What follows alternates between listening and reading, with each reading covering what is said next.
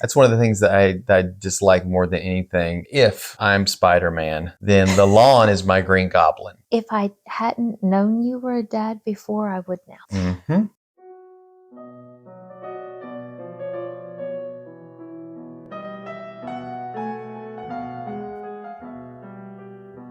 Hi, welcome back to Weatherford Daze. This is Rachel.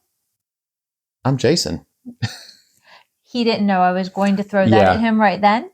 I forgot who I was. Forgot who I was for a moment, but and then he remembered. And we are really happy to be back this week. It's been a long week for me. How about for you? Well, at work, it's busy, but it's starting to even out a little bit. I think it was very top heavy as far as a lot of people needing assistance with certain things, and then it's starting to kind of even out a little bit. It's still busy, but it's starting to get somewhat manageable. Yeah, with working at a university, you tend to have a lot of feast and famine type situations where it's like everything at the very beginning of the semesters, and then it kind of just gradually tapers off a little bit towards the break periods, and then gets crazy again just periodically through there. Little yeah, we've got some classes that start up again, I think in May, and that gets kind of busy. And then summer, you'd think summer would be really like a famine time, but what ends up happening is you get people that have things that they want to do, like, oh, I want to move this office over, and so you're still doing things, you're still keeping busy, but and then it all comes back again. Fall is our busiest time of the year, and my favorite time of the year. I don't know if you know this, not to get off on that subject, but fall wasn't my favorite time of the year for a little while, and then I think I started coming around to it because of you. Oh yeah, just because fall, You make all so many the good pumpkins, you make so and many good points. the apples, and the air turning crisp and fresh, and things starting to cool down, and the not having to cut the grass anymore. You sold me. I'm sold. There you go. That's one of the Finally things, said the magic words. That's one of the things that I dislike more than anything. If I'm Spider-Man, then the lawn is my Green Goblin, and it's my nemesis. If you're Superman, it's your kryptonite. It's my kryptonite. Isn't that the more common one? They're both green. green. Spider-Man. They're both green. I wanted to go with something green. I see. Oh, okay. Joker's green. Lots of green. If I hadn't known you were a dad before, I would now. Mm-hmm. That's another thing we could talk about the preponderance of green. Wait, never mind. I just thought of a theory and then squashed the theory in my head immediately. Never mind. Stop, reverse that. Okay, let's go. So that's an interesting thing that I brought up because I was trying to segue over to kind of a subject that I wanted to talk about because that's a deep well. It can be a good thing. It can be a good thing if you handle it the right way. If you don't, it can give glory to our, not our better angels, but our worse devils. So it's villains, the ultimate nemesis, the ultimate antagonist. But before we do that, this seems to be a thing that's been happening, is a book creeps up that you've really been interested in, and I want to know all about it. Yeah. Well, this is one that I actually finished reading a few weeks ago and just found myself continually going, oh, well, I want to talk about this with you, and I want to talk about this with you, because it's just really, really well done. So I wanted to give a shout out, a recommendation, while trying not to give any spoilers if anybody does want to read this. Yeah, I don't know if I want to put something on the screen or not, but yeah, a spoiler warning. I don't know. Some people like that. We put a little chapter in the video and it says, skip this part if you want to, We could do that. It's up to you. Okay. So this book that just newly discovered author and the first series that I've read by her, and really, really enjoyed it. Her name is Alice Avinia, and the title is Stars May Burn. It is a 2-book series. That the second one is Stars May Fall. Yeah, Stars May Burn, Stars May Fall. Book overview. Some stars shine, others cause the world to burn. With Lady Sophie's husband still warm in his grave and her reputation stained from being unable to produce an heir, the last thing she expects is her father to arrange a rushed wedding. The groom is none other than General Caston, the illegitimate son of the king, the same man who is feared and hated by the entire realm.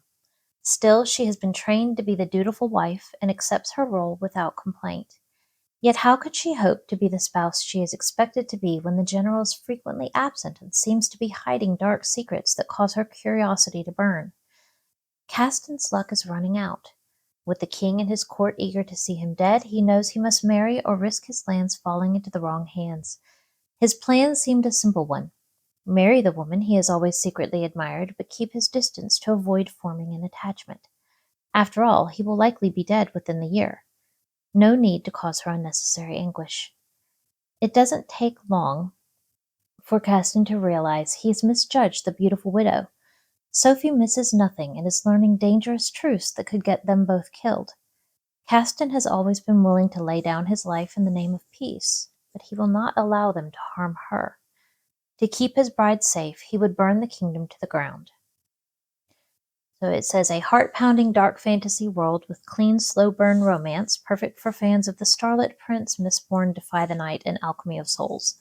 Readers, please note that this book ends in a cliffhanger, which is why I did mention the second book, because you will need to plan on reading them both.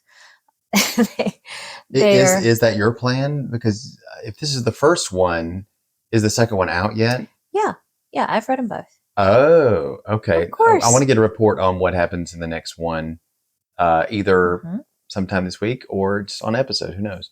I've already told you a lot about it. You did tell me some things, but I don't know if it was about this book or not. So with this one, it is a clean book. Again, I tend to try to find only clean stuff. There is some more adult, well, I don't know if I would say adult content. There is some more mature themes. Yeah. It is described as a dark fantasy romance. So there's a lot of really in-depth psychological themes in this one, that there's growth, a lot of growth, a lot of tragedy, and just real hardships that the main characters have had to go through, that they have to learn how to heal together.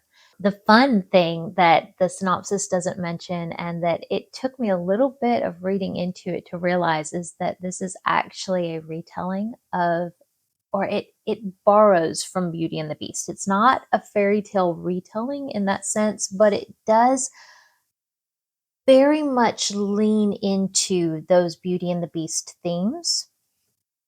If the father of Belle were not, in fact, just a poor, innocent man, but truly one of the villains himself. Not Maurice. No, I mean, that's not Maurice. No, I was like, but her father is very definitely a villain. He is abusive, psychologically and physically abusive to her. That is one of the things. A little bit of a trigger warning for those who may have gone through some trauma of that. Yeah, there is definitely trauma. There's abuse described in this. And then while there's no descriptive scenes, there is some really, there's talk about her trying to fulfill her marital duties and that type of thing. So definitely more, I would not let a young teen read this. I would say maybe an older 16 and above, it would be more appropriate for. And one of those that if you do let your teenager read it, At least as far as I'm concerned, I would say, talk with them about the themes. See, that's the thing, is don't be afraid to have discussions and with your kids. I think that it's possible that kids may feel like they're being judged, but I feel like it's an opportunity to have discussions about these things in a safe place, Mm-hmm. because if you don't, somebody else will.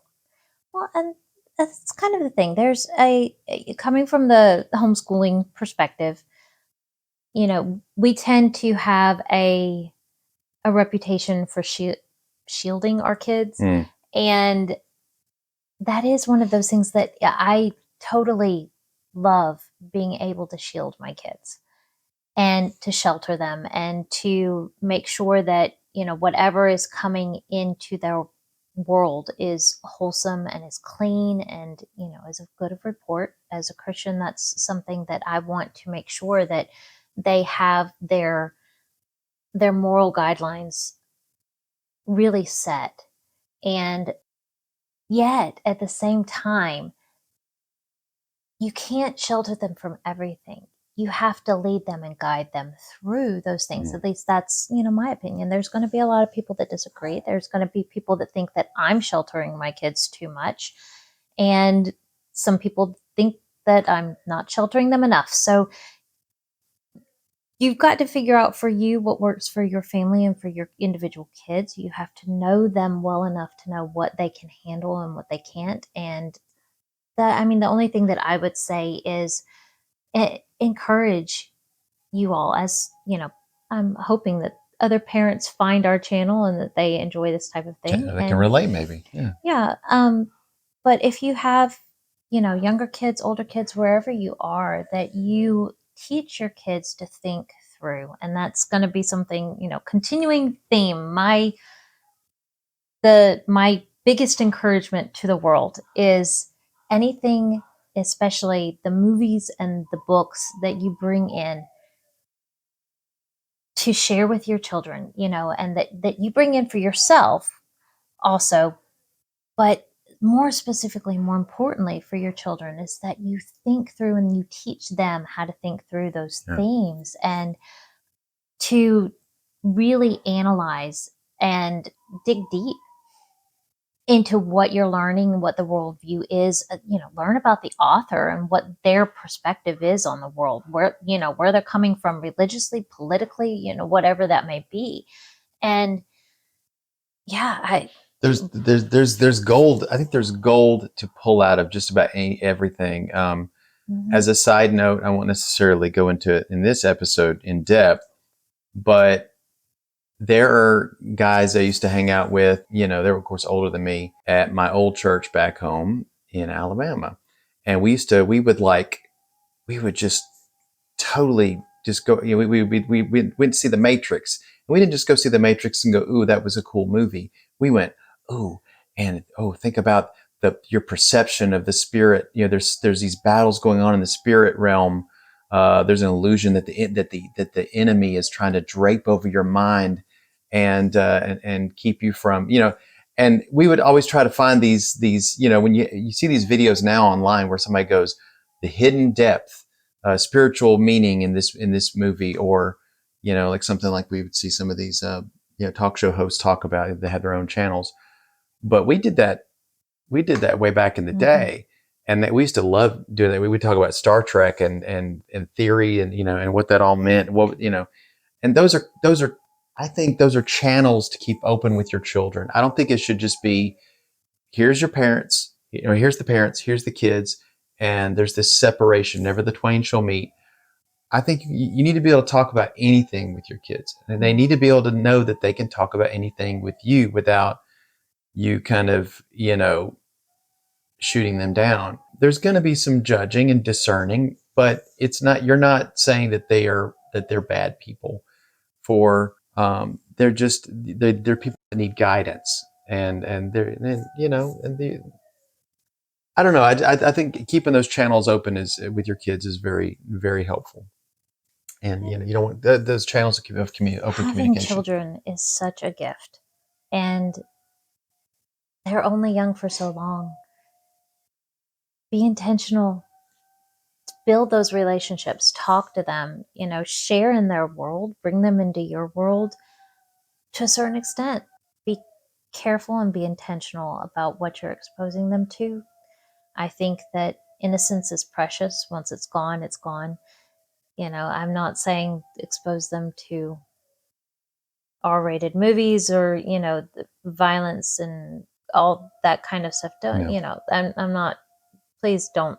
I'm not saying that. Guard their innocence, guard their childhood, but also carefully introduce them to deeper topics. I guess that's where I would say is just let them, but guide them while you do it. I See them as opportunities. Yeah. I think that we kind of forget what the whole PG rating was. Parental guidance. Parental guidance, you yeah. should be there and you should talk with your kids about things that, are a little bit just more mature topics. So we got a long time on that. Let's and see, the thing is, the best thing is that your kids realize that you're not the bad guy. Mm-hmm. Segue.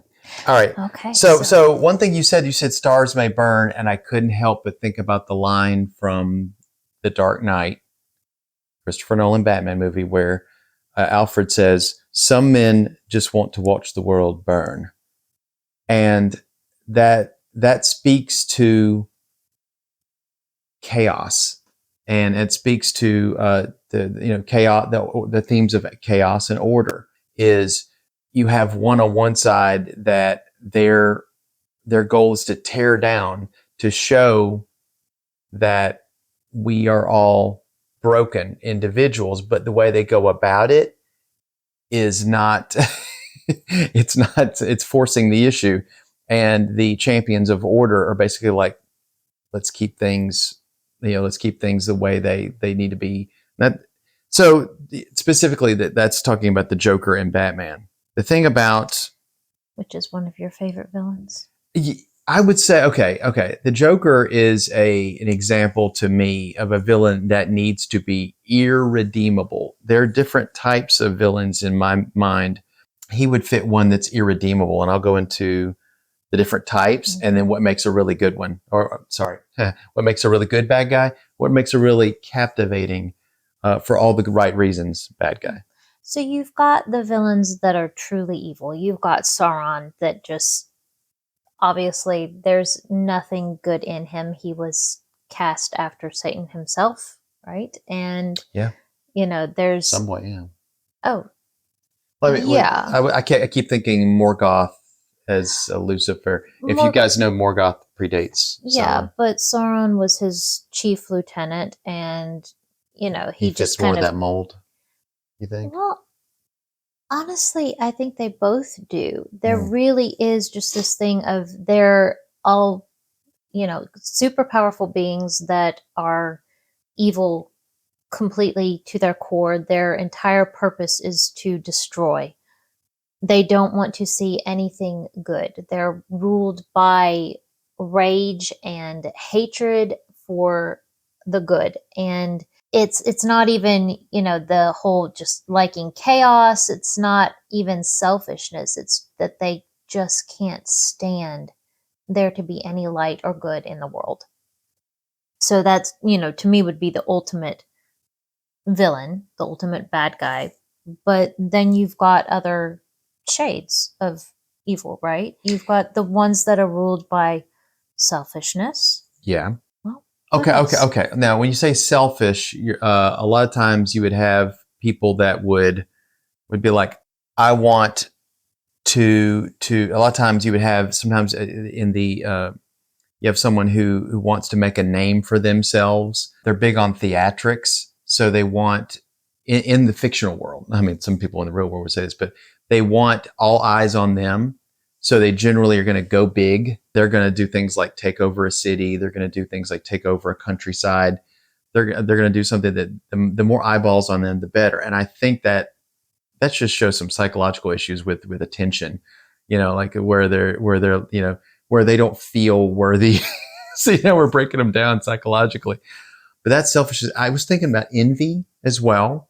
Like you could say Lex Luthor has some elements of envy because he's like, we're humans. And then here comes this godlike figure. And and even in one of the newer Justice, was it Batman versus Superman? There's a movie where he says, "Oh, the gods coming down to rescue. They didn't rescue me from my father and his abuses." And so it seems like he's got God issues. And then here comes this godlike figure of Superman. Instead of seeking to team up with him, trauma there too. Yeah, but it's how they work out their trauma. Oh wow, okay. There's a quote that somebody said. They said, "This is great. I love this quote. The difference between a hero and a villain is a hero said, so I have been hurt, or someone has been hurt. No one will ever be hurt like that again." And that seems like Batman's vow about his parents dying from the bullets of a criminal. And the villain says, "They hurt me. I'm going to hurt them back." Right. So a hurt person who hurts back, and that's the difference between a hero villain. Mm-hmm. And you can think about it. It's like, what did Lex Luthor go through? Where he's like, I have to, prove myself. And in some of the later elements, I think even in Smallville, remember Smallville? Lex has his father Lionel, which in the comic books it wasn't like that, but they kind of gave it he's got those issues. See, we want to give depth to our villains, or at least in their when they're in their early days, so you can see them going toward their villain arc. It's understandable to say that somebody has been hurt, therefore they're hurting. We can understand that. I think the worst is when somebody has had just this great life. Nothing has ever truly been traumatic for them, and they still choose evil. They still choose to hurt other people, to take from other people.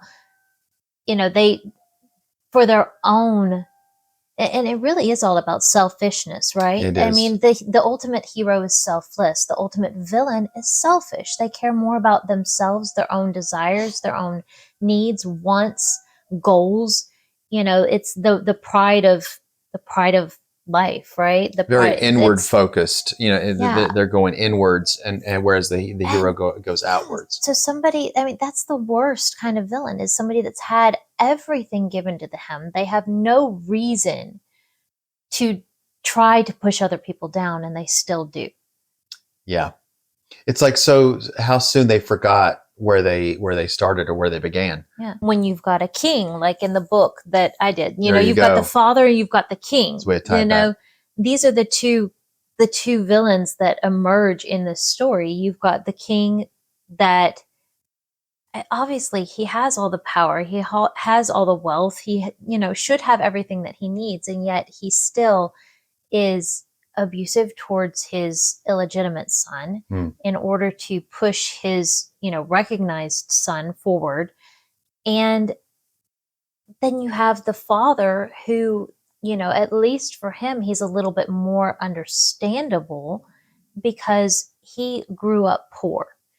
He grew up without. He grew up knowing hunger and want, and he had this insatiable drive to become wealthy, to become powerful, to become known, so that he would never experience that again. And that's how he controls and manipulates his family, including Sophie, the main character, who, he's there going, I am pushing you so that you will never experience what I experienced as a child. But he's going about it the wrong way, you think? Oh, he's definitely going about it the wrong way. And that's, you have these levels of villains. He's the more understandable villain. He's the lesser villain ultimately than the king, who is just, he shouldn't have to be villainous. He turns against the very people that he should be protecting, his own people. He's willing to use them. He's willing to kill them. He's willing to, whatever is necessary for his own gain. And in the end, that's, I said no spoilers. That's a little bit of a spoiler. Sorry. Just a little bit. But okay. Also hopefully enough of a hook that for those who are fantasy lovers, that you might enjoy that too. There's also magic in this world, so alchemy and all kinds of cool stuff You had me along at with magic. Yeah, I'm a big fan of that. Yeah. So now we talked about some psychological elements. Well, that's to someone who is trying to understand. So that's a type of villain, a misunderstood villain. We talked about irredeemable, which I think the Joker would fit into that. There are very I don't know, because they try to make the Joker relatable, don't they? Somewhat. Okay. There's A little bit, but you still. Let's put it this way. In the ways the Joker has been portrayed, there's one moment where he will take all these fish in the. This is crazy. It's the Joker. What he'll do is, he did this in Gotham City. He took all the fish and made them Joker fish. Like, they're all white with this big red smile on them, so that everybody will know that he did that, and da da da. And then in the comic books, the next week, he poison gases an entire kindergarten, and they all die. So, or he poisons the water supply, and everybody is with this paralysis, with this rictus grin. So everybody trying to think, oh, he's just a Joker, just a silly guy. He did that during the 60s and early 70s. He was like very whoopee cushion and throwing pies and stuff. And in the 1960s show, he was very much that. But as the comic book world reflects the real world. As the 70s came in, we got more gritty with our movies. We got more of some violence come in, and that's where you get the Joker being reflecting those real life serial killers that you saw in the real world. So the irredeemableness of him crept in. Go ahead. Well, irredeemable in the sense that it's not that you can't understand where he might have come from. It's that he's crossed a line that he can't come back from. That's where you're going with that. And I think that's why I think people. Okay, I think that some people don't realize why, when you say you like the Joker as a villain, it's because he is that ultimate nemesis for Batman, and he has to what lines will Batman not cross? Where you would think, if he would just cross that line, you see, it's a whole, then he would just get rid of him. But it's a challenge to him. If now I will tell you that there are villains that are misunderstood, that you can actually understand where they come from. Let's see, a lot of Spider-Man villains, not all of them, a lot of Spider-Man villains, they have a reason for why they're doing what they're doing. In the movie Spider-Man 3, Sandman is just he's robbing banks to get money, because he's got to help his daughter with a surgery that she needs. And there's just nobody, and he's an ex-con, so nobody's going to give him the chance. But eventually, at the end, the Spider-Man goes, it's okay. There's what you did was not okay, but we're good. So there's kind of this whole thing with Spider-Man, especially if you remember Spider-Man No Way Home, where he, which is one of the latest Spider-Man movies that came out. He was actually trying to cure them, and to help them. Because, and I think that goes back to misunderstanding. So let's talk about misunderstood villains. Okay. Well, would that be kind of like, I've heard you get a little frustrated sometimes about the villain retellings, where they try to paint the villains into a sympathetic. They did that with the Joker in the recent Joker movie from 2018. 2019? Go ahead. I'm sorry. What I was saying was, with Maleficent, she would be a misunderstood villain as long as you go off of the retelling. But even they were able to do that because in the Disney movie, you have her that she's captured the prince. You have these very dark imagery, right, of the little goblins and the gremlins and her creature, but she honestly doesn't really do that many bad things. She puts people, she puts a killing curse, but the killing curse gets thwarted. To make to sleep, or no, or is it Yeah, something like that? to sleep. So the Merryweather, is like not to die, but only to sleep, until her true love's kiss wakes.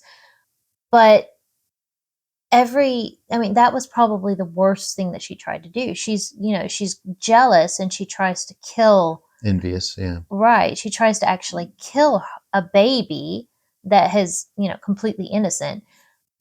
But because that got turned from actually kill to only sleep, and then, a lot of the things that she did that were evil weren't actually evil. She turned into a dragon. She tried to attack.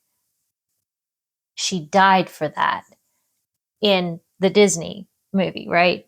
Then you've got the Maleficent retelling where, they everything that she does was justified.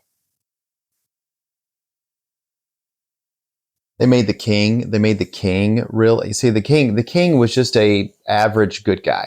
I mean, or they a turned the king team into to the be villain. really, yeah. So you have to take the one that's good. The problem I have with those retellings is that it started making everybody go, well, we just need to tell the villain story. I'm sure they have a good reason for why they're doing those things, and they make it all about the villain. Specifically, the movie Joker that came out a couple years ago. That was tried. I saw that movie, and I thematic stylistically it takes from a lot of 1970s movies like Taxi Driver and stuff like that. But it it doesn't make the Joker up to the level of the comic book villain that he's supposed to be. He's really just somebody who is mentally ill, who is society has put down. Gotham City is corrupt, and he's forgotten. He's lost in between the cracks, and he basically is just he's standing up for himself finally. And yeah, people are going to riot, and people are going to die, but hey, go, buddy. And then, and this is interesting, the director, when he saw that people that were felt put down upon by society or forgotten started looking up to this character as, oh yeah, and they started using memes and stuff like that. He's like, oh no. It's like, what did you expect? So the next movie they made was an absolute flop. It was called Joker Folie à Deux, and it flopped last year. Had Lady Gaga played the Harley Quinn kind of character. It had musical elements, and it really just it made him look like an absolute sad sack of a character, and it flopped. So if you want to talk about some things that make a really good villain, I saw a video on this and I was like, oh, this is really good. Thematic opposition to the hero, an understandable motivation, an intimidating presence, a personal relationship to the hero and or the victims. So I think those are things that you could pretty much point to any villain that has had any kind of longevity and go, the best ones fit that. The ones that where you're kind of like, oh, they kind of didn't work. It's they didn't pull you in. This is not somebody to pattern your life after. This is somebody to be an obstacle. This is like in the Christian faith, the antagonist or the adversary is the devil. It's Satan. The Bible even says he's your adversary. It doesn't say he's God's adversary. It says your adversary, the devil. I feel like a lot of times, just to bunny trail for a second, Yeah, yeah. the devil is such kind of a nebulous being that, we don't see, like, we know as Christians that he is alive and that he's active and that he has it in for us, but ultimately he uses our own wants and desires where we become the villains in our own story and other people's stories, because he can work off of selfishness, because he can work off of our pride, our arrogance, our, all of those negative attributes are the things that ultimately,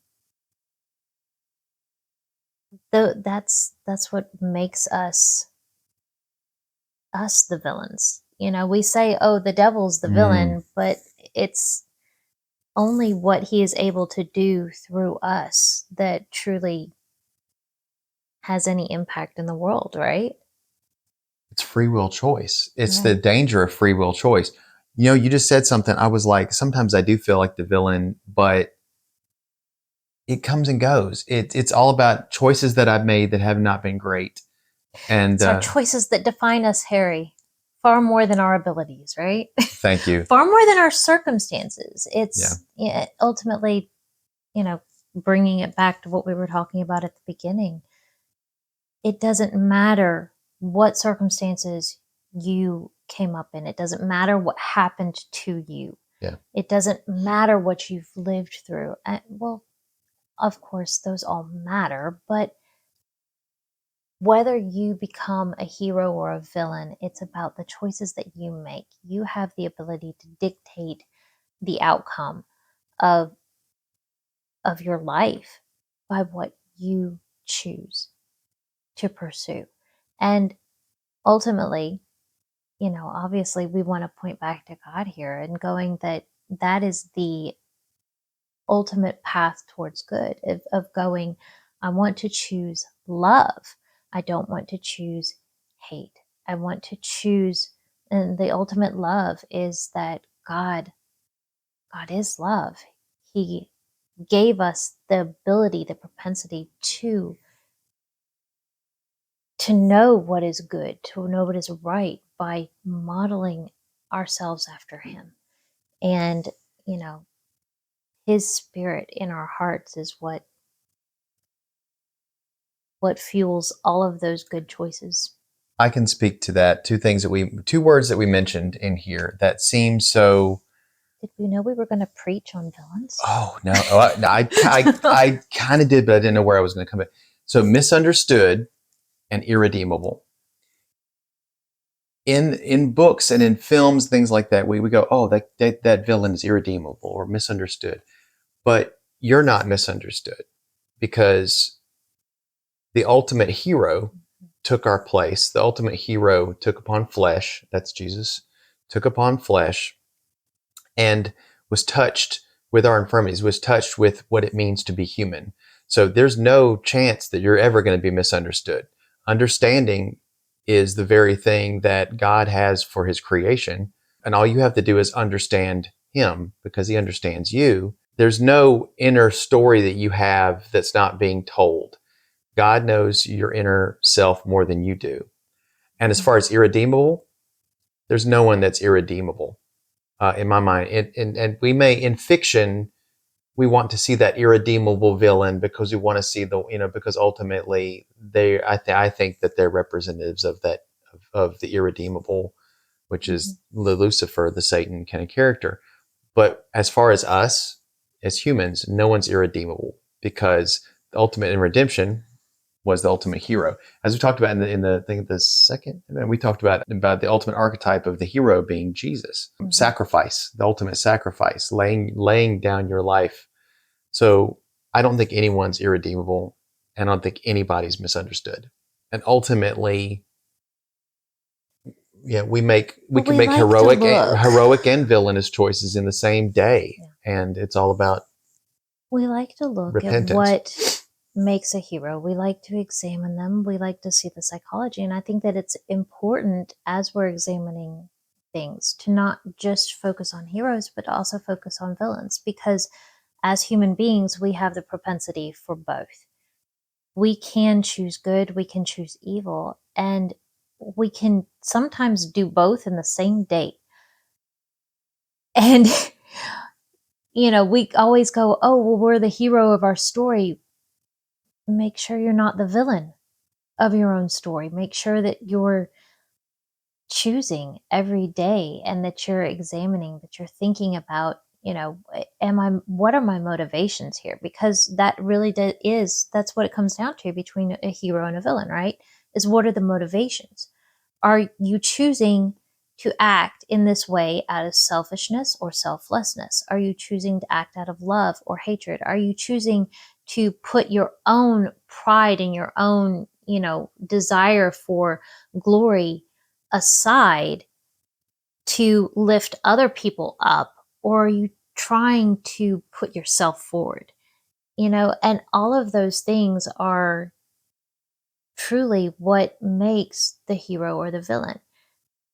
If you have someone that, we talk about these misunderstood villains and, that kind of stuff, and all of the villain retellings, and, how, especially lately, it seems like, Wicked's been going around, right? Yes. The musical, you've got all of these things that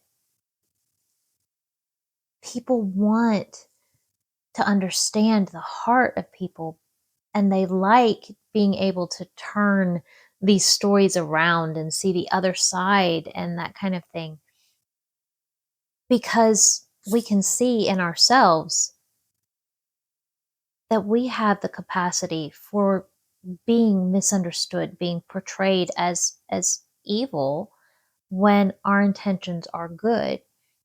And we want people to know there's always another side to every story.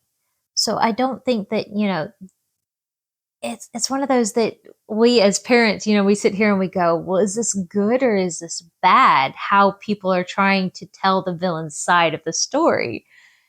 And, knee-jerk reaction would be, why are we trying to make these villains so sympathetic? But I think that there is a reason behind it.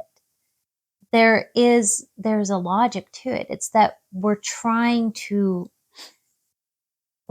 justify ourselves. Yeah, but there's a danger to that, and I always Yeah. wanted a cautionary tale with this in terms of how you take this into the real world. Mm-hmm. Because, and I'm not going to point out a particular person, but there is somebody who committed a crime, but because the person they committed the crime against was also a person who wasn't breaking the law, but what they were doing was not good and it was despicable, and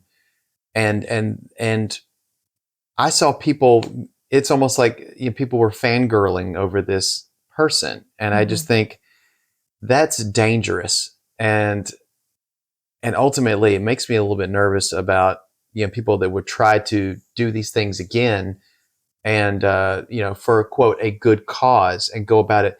It's all about It goes back to there's a line there. Yeah. It's like, how far will you go to stop what you consider evil? There's a point where methodology. Yeah, the method matters. Yeah, it does. You don't get to, vigilante justice. We may say, oh, that's great that you have, we put these heroes, these vigilantes up on a pedestal, and we say they take matters into their own hands because there was nobody else to do it and they had the power to do it. Batman and the Punisher are both lawbreakers. Right. Yes, yeah, I said it right here. I'm sorry, But don't at me on Twitter about that. You have to have those standards and those boundaries still, because how far can a hero go before the hero is no longer a hero? Who watches the watchers? I mean, Right. who is watching you to make sure that you're not going the bad route? But yeah, with great power comes great responsibility. Yes, that's a good one. That's a good one. I also thought about the lyrics to a song. It said, "I'm just a soul whose intentions are good. Oh Lord, please don't let me be misunderstood." I don't know that song, but if I play it for you, you're like, like oh it. yeah, it's a good song. It's good stuff. But yeah, oh yeah, there's a lot to talk about. See, that's why we do this, because there's a lot to talk about, and we enjoy doing it. Mm-hmm. But I think that for the sake of not spending, the 2 hours that we would probably talk about if we were not being recorded, we might want to wrap this up. Yeah, of course. Of course. We'll give little snippets and little sound bites. Yes, there's so many things to talk about. We'll next week we'll have something really great to talk about, something interesting. Hopefully you find interesting. But we're Weatherford Daze, Jason and Rachel. Come see us again sometime. Thanks, guys. Bye. Bye. Okay.